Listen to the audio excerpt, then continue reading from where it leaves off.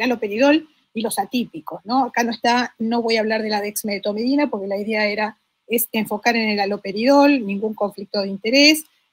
Esto es un poco lo que quiero mostrar. El cerebro en cualquier paciente crítico ingrese a la terapia intensiva, la guardia clínica, no importa dónde ingrese, tiene una disfunción cerebral aguda y eso es por el evento crítico, la liberación de mediadores, etcétera. Siempre el cerebro está en la primera línea y el delirium es una manifestación, una de las tantas, de esta disfunción cerebral aguda.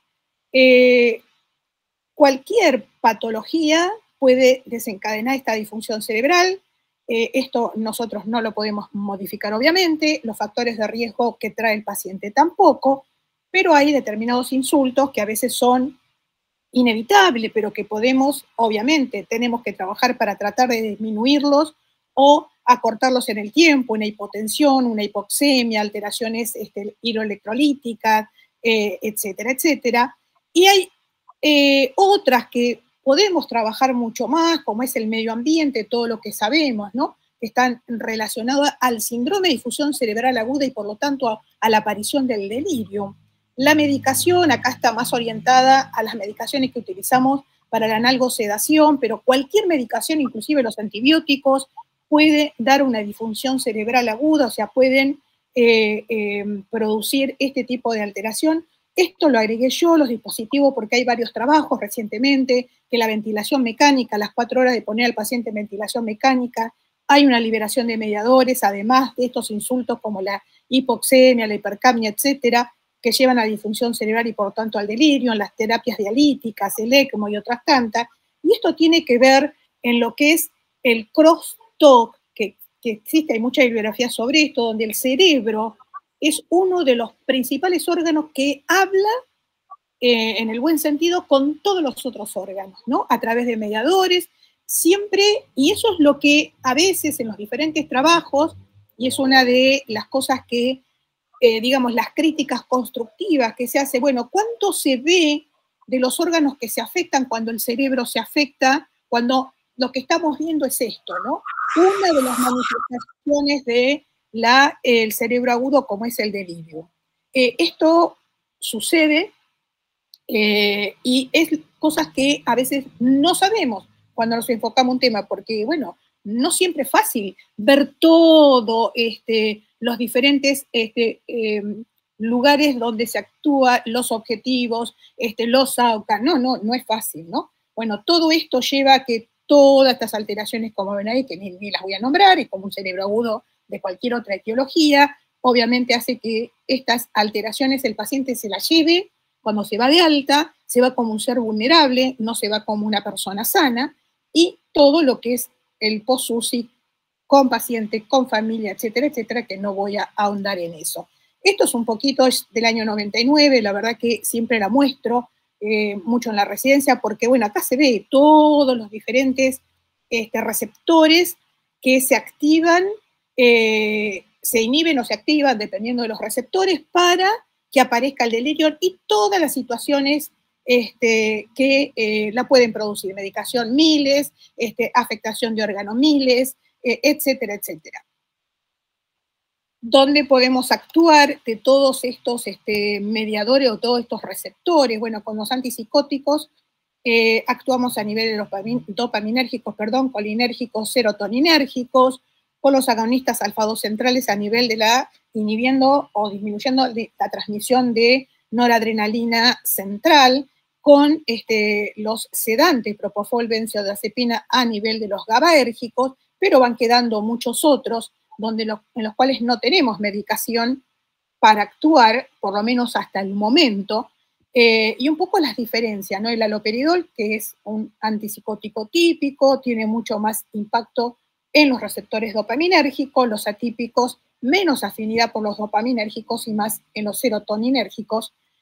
Y estos son la gran mayoría de los artículos de mejor calidad, por decirlo de alguna manera, publicados hasta ahora, con las 2 revisiones sistemáticas recientes, la de Marrakech, ahora la voy a mostrar, que es sobre la prevención, el haloperidol o los antipsicóticos, pero fundamentalmente el haloperidol como prevención del delirio.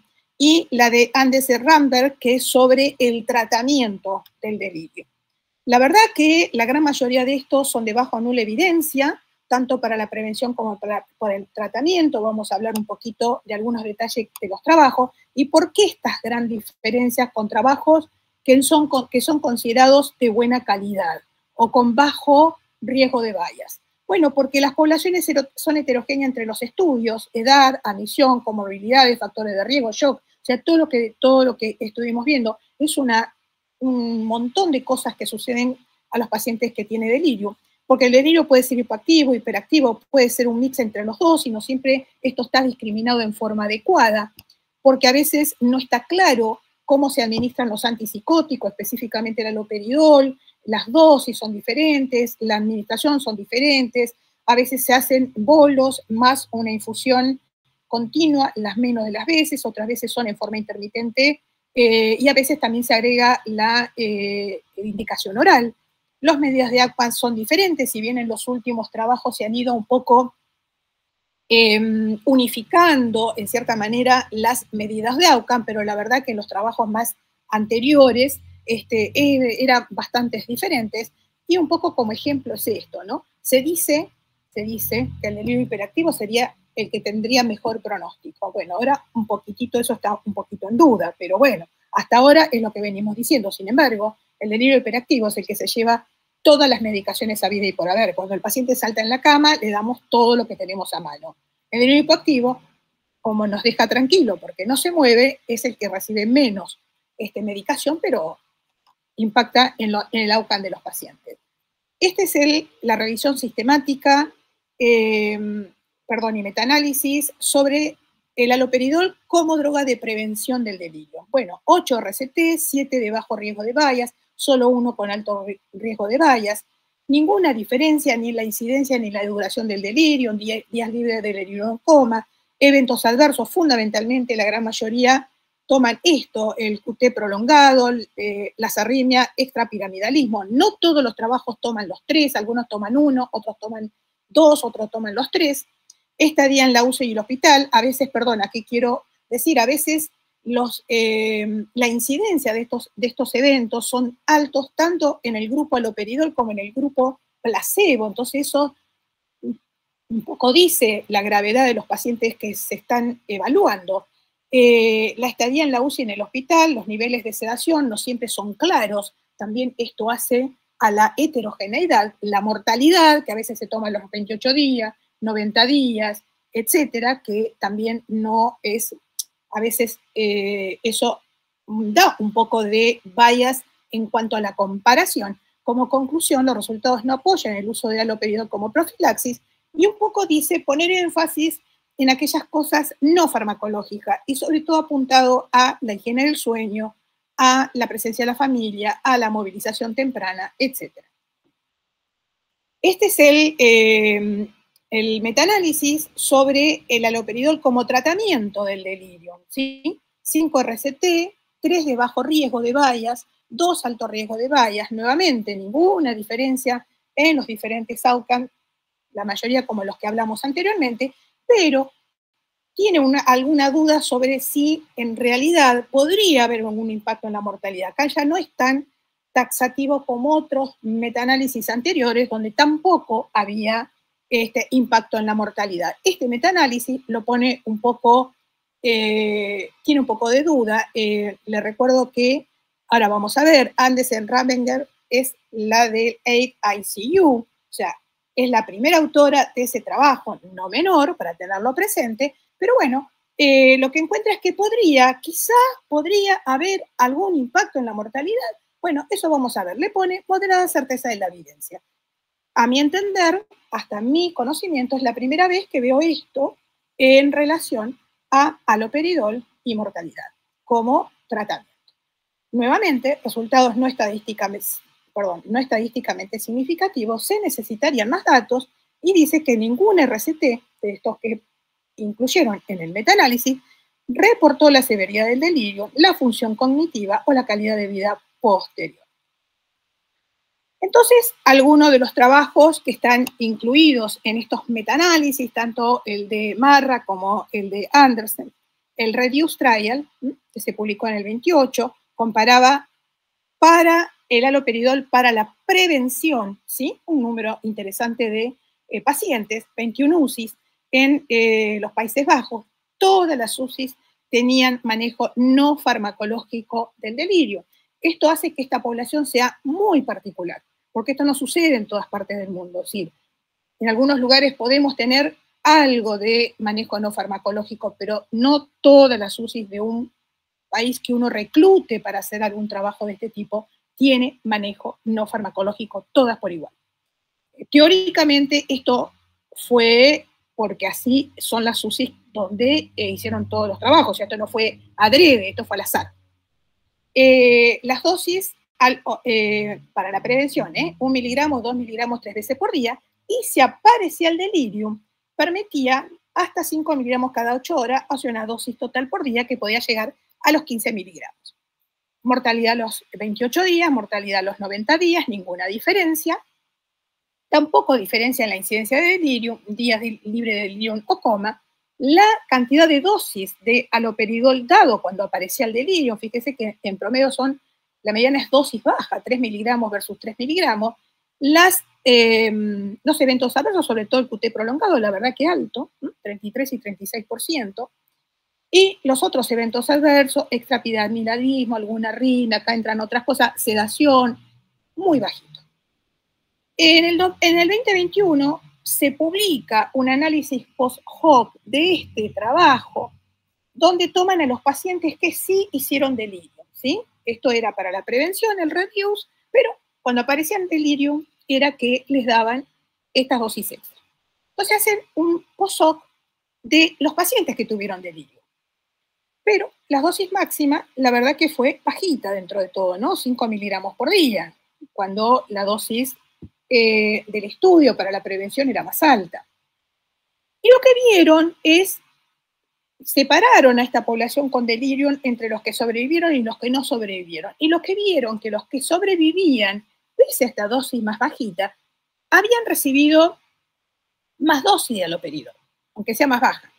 Entonces, un poco lo que ellos concluyen es que por cada miligramo de haloperidol más que recibían, bajaba 7% la mortalidad a los 28 días y 3% la mortalidad a los 90 días. Entonces, ¿será que la sobrevida del haloperidol dependerá de la dosis? Bueno, es una cosa que nunca no fue planteada en los trabajos previos, esto de la dosis. En el REDUCE, que fue uno de los trabajos que quizás en esto sí tuvo una diferencia, ellos en algunos pacientes, no en todos, midieron las concentraciones plasmáticas de XXX, no me acuerdo qué, del haloperidol. E inclusive tuvo letters, comentarios de colegas, fundamentalmente de psiquiatría, o sea, colegas psiquiatras, ¿no? Donde para algunos consideraban que esta dosis de hasta 15 miligramos kilo de haloperidol era alta y otros la consideraban demasiado baja, que ellos, para los pacientes psiquiátricos, usaban dosis más alta. O sea, ¿hay algo con la dosis? Bueno, la verdad que a partir de este estudio del REDUCE, un poco se empezó a hablar un poquito de eso, pero la verdad que medir las concentraciones plasmáticas no es fácil. No sé, tampoco está muy claro en esos trabajos qué es lo que se debe medir al haloperidol. Un solo metabolito, varios metabolitos, la verdad no se sabe. Luego se publica el MIND-ICU que compara, que compara el haloperidol con el ziprasidone, también un trabajo muy conocido, donde acá sí llega a una dosis máxima de haloperidol más alta que en el con una dosis máxima de ziprasidone de 40 miligramos por día, bueno, y el placebo, una distribución bastante parecida a los pacientes. Lo interesante de este trabajo, y un poco es lo que dicen, es que esta curva, ¿no? Prácticamente no se abre nunca, ¿no? No se abre nunca. A veces, al principio, estas curvas permanecen muy pegaditas y luego se van abriendo un poquito. Esta no se abre nunca. La verdad que eso es llamativo. Bueno, esto muestra ninguna diferencia en los días libres de delirio coma, en los eventos adversos, en la estadía, en la terapia intensiva en el hospital y en la mortalidad. O sea, exactamente igual, dando uno u otro y con esta dosis de haloperidol.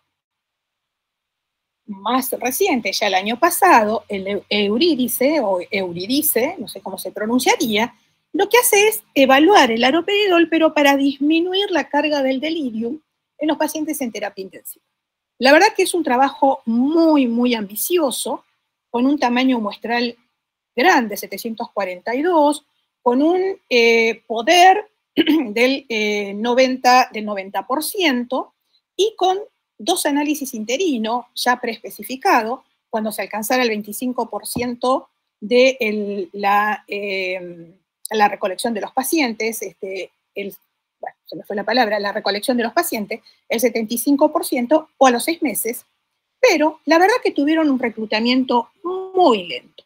Entonces bajaron el poder estadístico de 90% a 80%, el tamaño muestral de 742 a 554. Y finalmente, en el primer análisis interín, con el reclutamiento del 26%, el Comité de Seguridad y Bioética lo interrumpe por futilidad.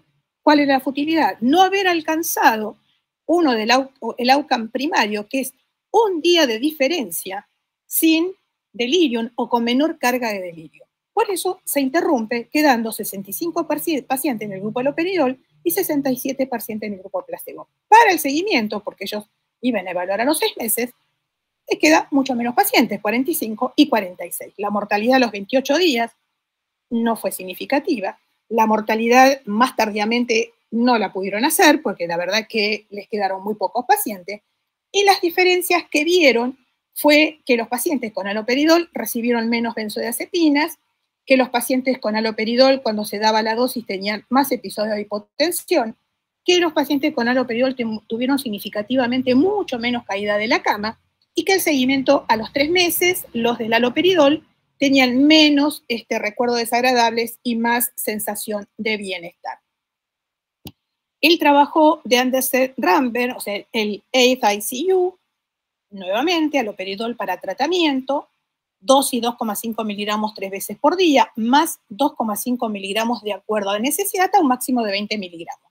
Ya estamos aumentando un poquito el máximo de haloperidol permitido. Si pasamos de trabajos de hace 10 años que tenían 5, 7, 8 miligramos de dosis máxima, a hace 2 años 20 miligramos de dosis máxima.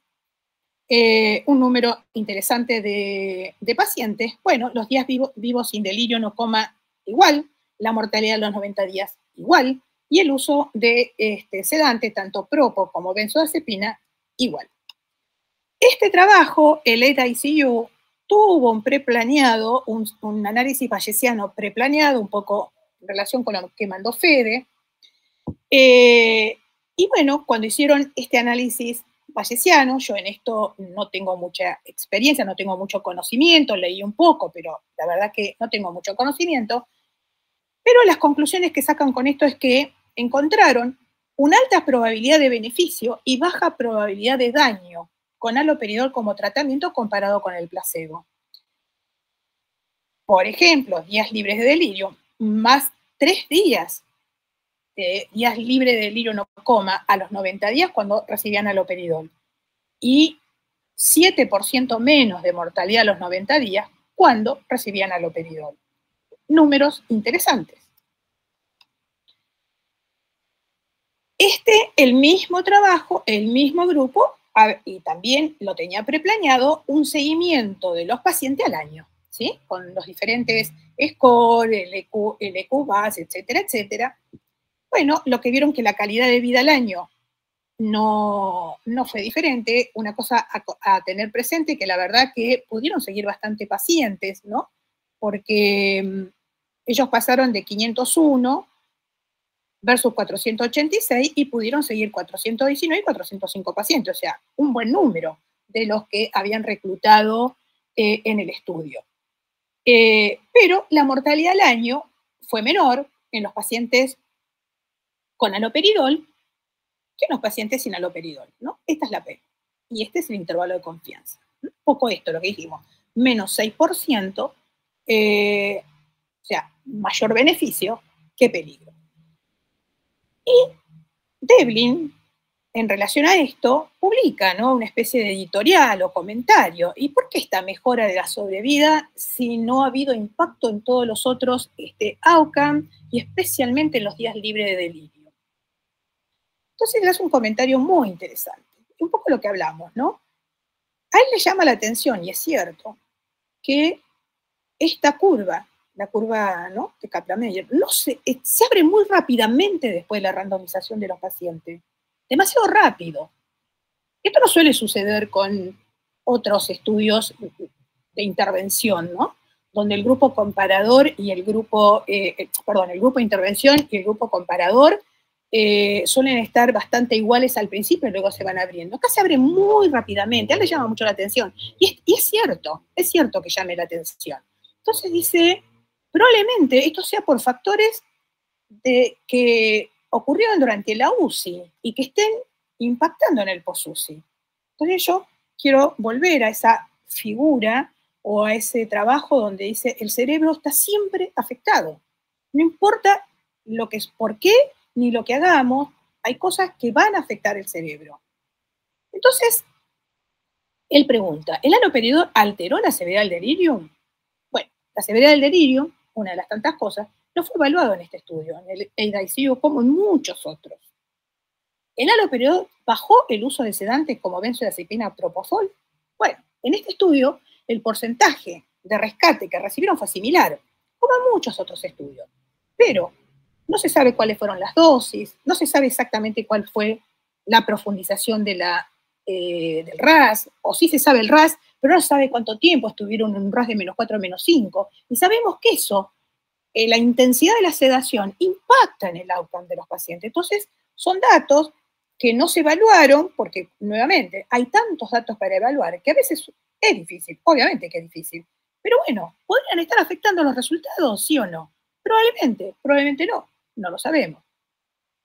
¿El haloperidol afectó la difusión de otros órganos? No evaluado. Y esto nuevamente, hay algunos trabajos que están comparando que estos pacientes con haloperidol y que además son críticos, pueden tener falla renal, obviamente, afectación pulmonar, obviamente, muchos de estos están ventilados, etcétera, etcétera. Entonces se va agregando esto del crosstalk entre el cerebro y diferentes órganos. Bueno, no se evalúan todos los órganos, porque si no sería terrible, o sea, imposible hacer un trabajo.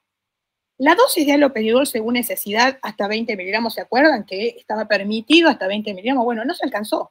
Lo máximo fue 11 miligramos, o sea, dentro de todo fue quedando la dosis en las mismas de la mayoría de los trabajos, pese a que podían haberse aumentado. La autora del metaanálisis, el último metaanálisis, hace un comentario de los dos trabajos más grandes, que es el MIND-USA y el AIDICU, que son los que tienen la mayor cantidad de pacientes. Son trabajos muy buenos, con bajo riesgo de bias. Y bueno, entonces dice que estas son las diferencias, si eso explicaría las diferentes resultados en relación a la mortalidad, y es muy difícil de saber, pero el MIND no mostró beneficio en la mortalidad, los pacientes eran más jóvenes, el 92% estaba en ventilación mecánica, o sea, muy graves, y el 88% de los pacientes tenían delirio hipoactivo, solamente el 12% hiperactivo. En el AID, tiene beneficio en la mortalidad, ese es al seguimiento de un año. Los pacientes eran más grandes, más ancianos, el 63% tuvo ventilación mecánica, y la verdad que la mitad de los pacientes prácticamente tenían delirio hiperactivo. Se supone que el delirio hiperactivo tiene mejor pronóstico. ¿Será así? ¿Será verdad? ¿O empezaremos a ver alguna otra cosa en relación a esto? Bueno, estas son las diferencias entre las poblaciones. ¿Tendrá algo que ver estas diferencias? No lo podemos saber hasta ahora. El otro punto interesante es que cuando tenemos el delirio hiperactivo, el paciente agitado, que se mueve, se tira a la cama, se quiere arrancar el tubo, patea para todos lados, bueno, uno trata de darle alguna droga que lo saque de ese RAS de riesgo para el paciente, para los que están alrededor de él, y llevarlo a un RAS un poco más controlable, y después ver qué le pasó al paciente, por qué se agitó de esa forma, ¿sí? Si hay alguna causa que no pueda tratar, controlar, etc. Bueno, el haloperidol no parece ser la mejor droga, ¿sí? En el mejor de los casos puede tardar 10 minutos en empezar a actuar. Hay algunos que dicen que 20 minutos, 30 minutos en empezar a actuar. Eso va a depender de la situación de la farmacocinética de los pacientes. Sabemos que los pacientes críticos tienen farmacocinéticas y farmacodinamias absolutamente modificadas, no son todos iguales y no son iguales durante el periodo que están internados.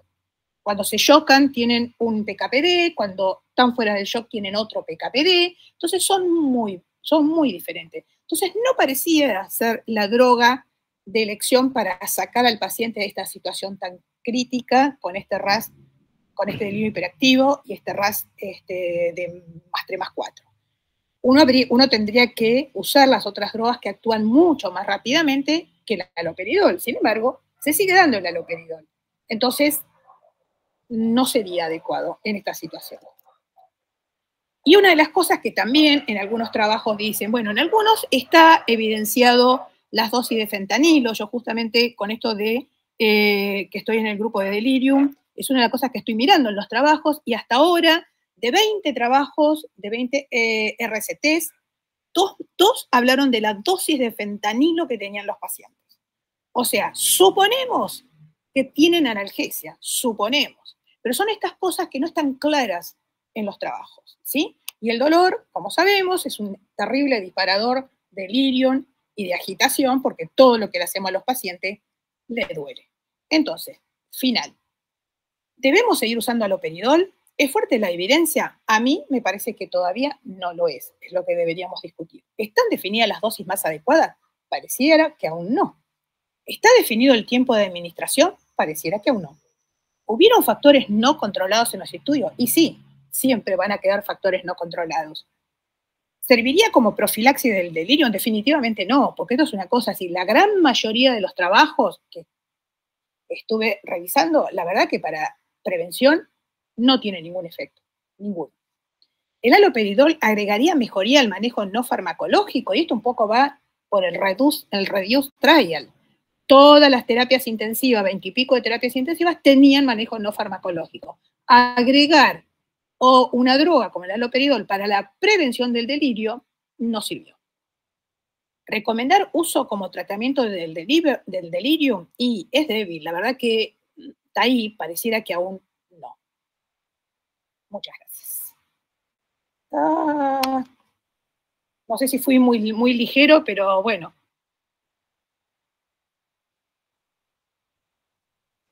Muy bueno, Rosa, espectacular. Creo que no, y eso que yo estaba caminando y pude seguirlo, así que espero que la gente que haya estado más atenta lo haya seguido aún más todavía. Bueno, está Sofi conectada. Vamos a abrir entonces para preguntas. Pueden hacerlo por el chat o pueden hacerlo mejor a viva voz para entablar discusión en un tema que siempre discutimos tanto, ¿no?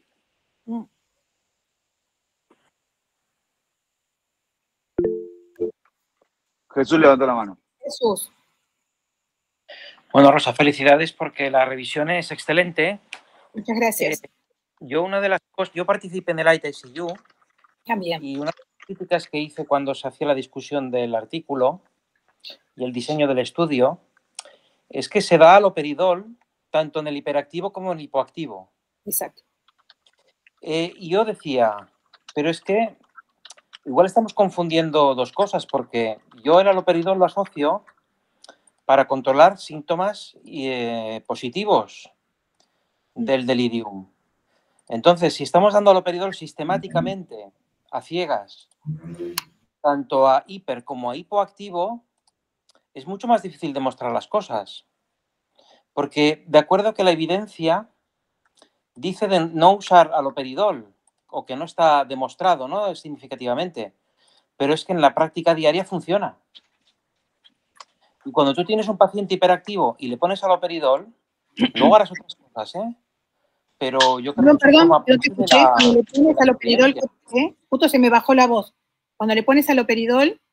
Bueno, me refiero que se sigue haciendo en el día a día, Sí. porque vemos la efectividad que tiene en el hiperactivo. Okay. Pero luego los estudios, sobre todo los nórdicos o los anglosajones, se empeñan en seguir dando haloperidol en el hipoactivo. Exacto. Y es ahí donde yo me pierdo. Exacto. Y es la gran crítica que yo hice dentro de la ITICU, pero no tuve la suficiente fuerza como para desviar el estudio solo hacia el hiperactivo. No, y yo te quiero decir, Jesús, tenés razón. Y esa es la diferencia del AID con el MIND o con los otros. Porque el AID ICU tuvo prácticamente la mitad de hiperactivo. Y eso no es habitual en el resto de los trabajos. El resto de los trabajos de hiperactivo tienen mucho menos en porcentaje. Tienen mucho más de hipoactivo, tienen un mix, que lo ponen como mix, pero de hiperactivo en general, la mayoría de los trabajos tienen poco, tienen bastante menos, bastante menos. El AID es uno de los pocos, por lo menos hasta donde yo pude ver, que tiene 45% hiperactivo. Entonces quizás la situación fue, se me ocurre a mí cuando lo leí y vi un poco ciertos comentarios, fue que si tenían que sacar a los hiperactivos, yo estoy totalmente de acuerdo con vos, o sea, que si tenían que sacar a los hipoactivos, perdón, que eran el 55%, se quedaban con la mitad de la población. Entonces, vos que estuviste ahí, ¿cómo se hubiera manejado eso? Porque eso es llamativo de este estudio, ¿eh? Es llamativo que tenga tanto hiperactivo, cosa que no ocurrió con los otros trabajos. No sé si soy clara en eso. Es que a mí me dio la sensación de que estamos tratando Kamicus, no estamos tratando deliriums hiperactivos. Exactamente. Hay varios trabajos que tienen porcentajes de Kamicus realizados y, no sé, mirarán la tabla, entonces dicen, tienen delirio porque le hicieron el Kamicus. Pero nadie chequeó que ese Kamicus de verdad esté adecuadamente hecho. Uno confía, pero es cierto lo que vos decís. Es muy cierto. Es como si pones antibióticos porque el cultivo es positivo. Exacto. Y puede ser una colonización. Totalmente. Entonces yo al hipoactivo le hago limpieza de cosas, no le pongo haloperidol. Y en el protocolo de la ITICU Trial nos obligaba a poner haloperidol.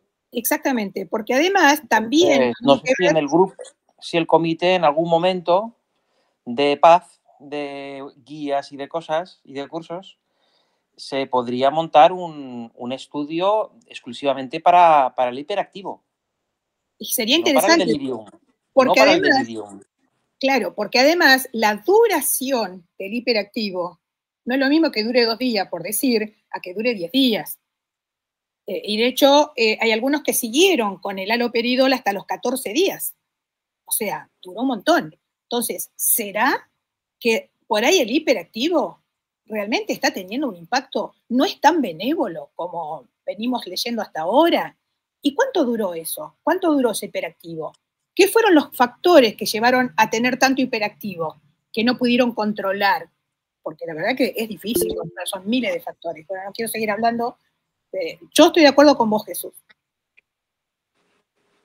Perdón, los escuchaba y se me ocurre que una forma de explicar por qué el AIDS ICU tuvo más hiperactivos fue porque tuvieron un método de screening distinto, que Jesús, habiendo participado en el estudio principal, capaz que lo discutió en el seno del consejo del estudio, pero si tuvieron la mitad del delirium hiperactivo cuando toda la estadística habitual es 30% de hiperactivos, porque solamente incluyeron gente con hiperactivo y por alguna razón no detectaron o no incluyeron gente con hipoactivo.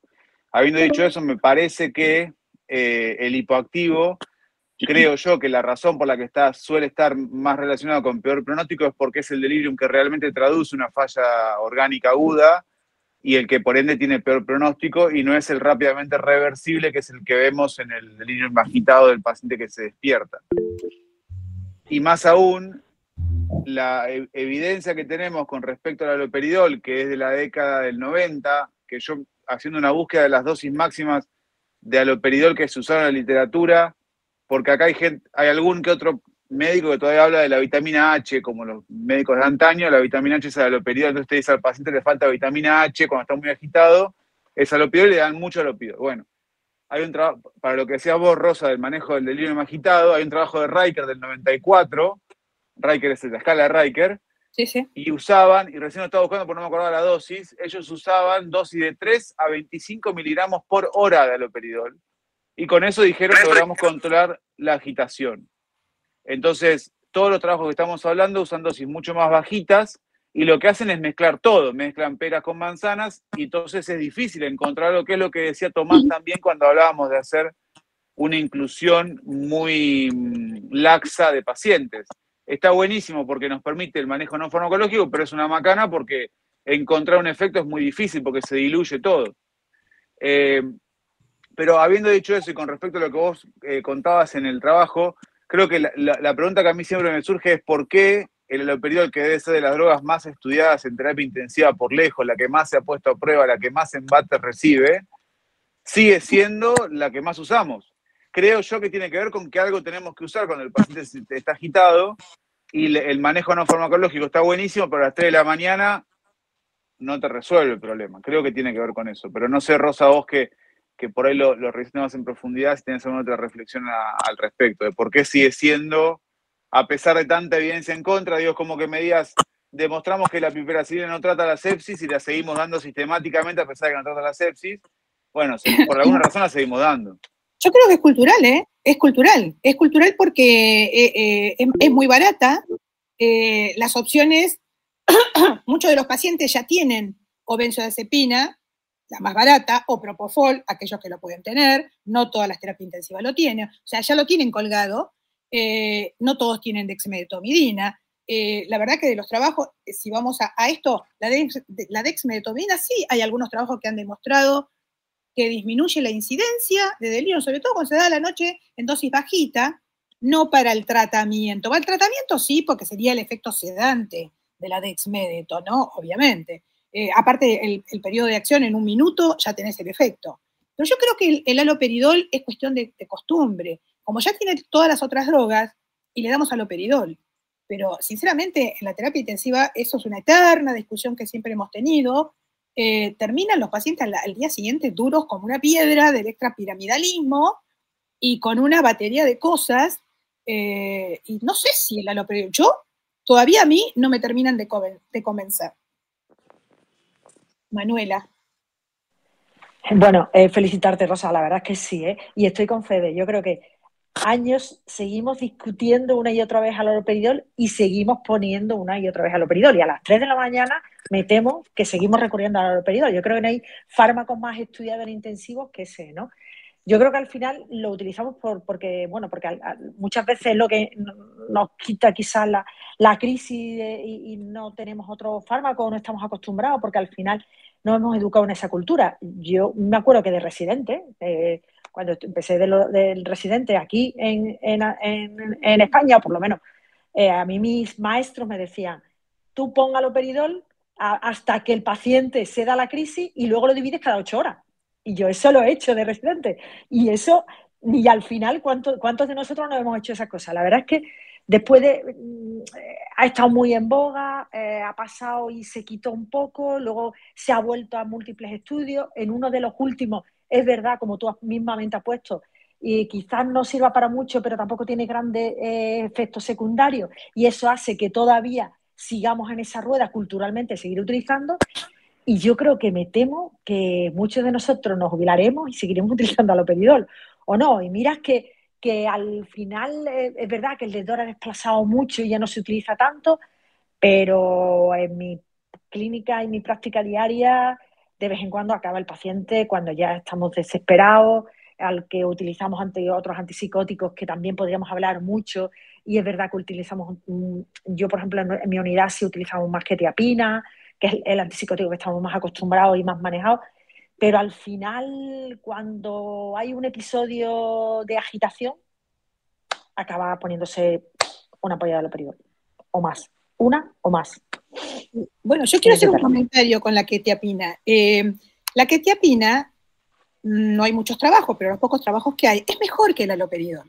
Lo que pasa es que nosotros, por lo menos acá en Argentina y en muchos lugares, está solamente en comprimidos, no está por vía endovenosa. Pero tiene un efecto mucho más corto, no dura tanto como el haloperidol, tiene un efecto más rápido, no tiene problemas si el paciente está con falla renal. La verdad que si a mí me dicen, de acuerdo a lo que he leído, y yo pudiera tener quetiapina endovenosa, daría quetiapina y no haloperidol. Sí, sin ninguna duda.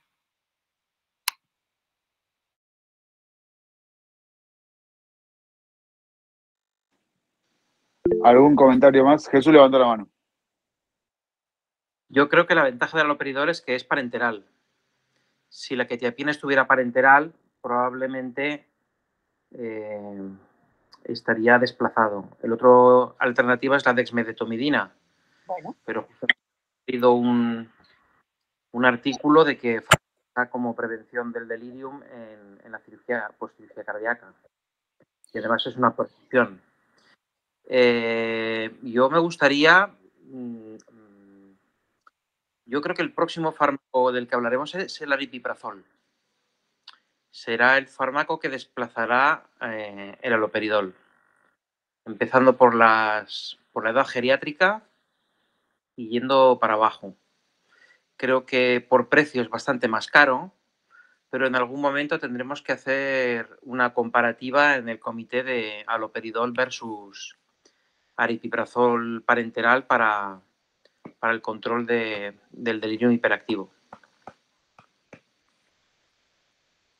Bien. ¿El aripiprazol está disponible endovenoso también? No lo tenemos. Aquí en España sí, ¿no, Jesús? Aquí en España lo tenemos, ¿verdad? Sí. Lo que pasa es que por precio, o sea, por ficha técnica no incluye el delirium porque es un antipsicótico para los cuadros psiquiátricos. Y por precio no tiene nada que ver con el haloperidol. De hecho, es un fármaco restringido incluso para los psiquiatras. Dentro de las guías farmacoterapéuticas les piden restringir el tratamiento del aripiprazol. Pero parece un fármaco con menos efectos secundarios que el haloperidol y posiblemente igual o más efectivo. Entonces, ahí lo dejamos en stand-by.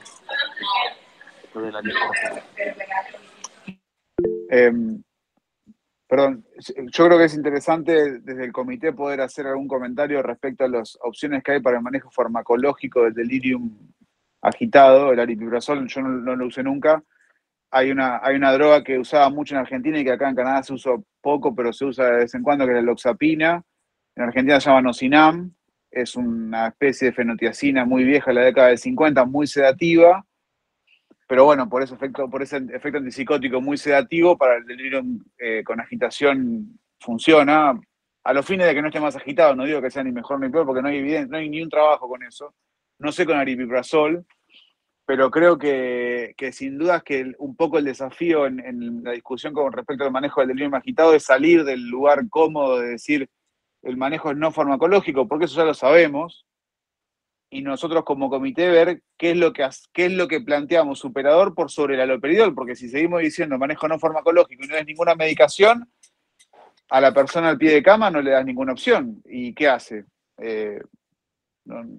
Creo que habría que intentar arriesgarse un poco más, investigar qué es lo que hay disponible y decir, bueno, en base a lo que tenemos, por ahí la mejor opción es el haloperidol, no lo sé. El Precedex, por ejemplo, la dexmedetomina, el problema que tiene no se puede dar en bolos.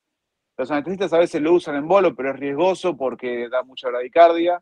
Entonces demora 20 minutos en hacer efecto. Entonces, hasta que empieza la infusión y empieza a hacer efecto, tenés un tiempo. La quetiapina también demora en absorberse. Risperidona no es sedativo. La loxapina es sedativo, pero bueno, como dice Jesús, está más reservado también a cuadros psiquiátricos. Y ya no te quedan muchas más opciones después de eso. Vas a los sedantes. Entonces, ¿qué es mejor?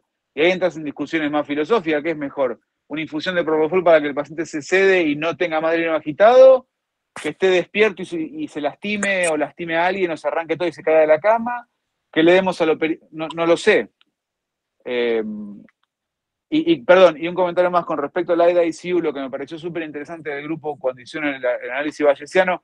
Yo tampoco entiendo mucho de bayesiano, pero básicamente lo que hacen es decir, en base a las convicciones previas que tenemos con la literatura, cuál es mi expectativa previa, qué datos nuevos tengo ahora y cuál es mi expectativa posterior con los datos nuevos.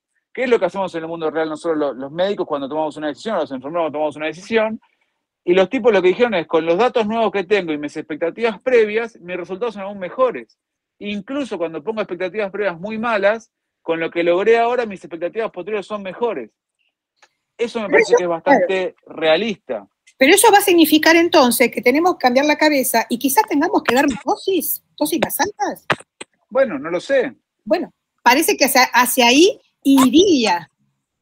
Ahora, ¿estamos seguros? Porque la verdad que esas dosis altas que se daban, como vos bien decís, hace 30 años, 40 años atrás, o 30 años atrás, no se estaban dando en los últimos trabajos, no, salvo en estos poquitos, y tampoco se llegó. O sea, se permitió dosis más altas, pero nunca se llegaron a esas dosis. Pero capaz, Rosa, que no, digo, acá estoy arriesgando una hipótesis, pero digo, capaz que 7.5 miligramos por día de haloperidol no es terapéutico.